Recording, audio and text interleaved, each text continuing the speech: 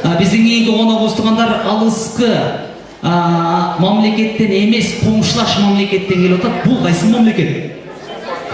Қазақстан емес. Анжанның полкасы Өзбекстаннан келіп отыр, сол ауыз.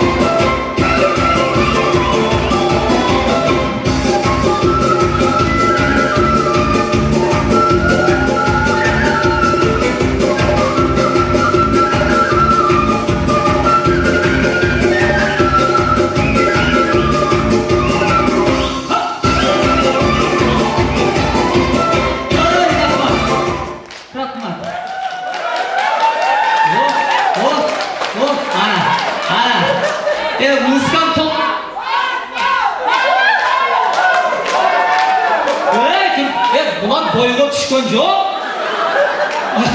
Boyuna okuyun bırak bu. Değil ama. Bera geldi ya. Cihan Beşiktaş'a cihan. Kendine evlen işte katil değiller.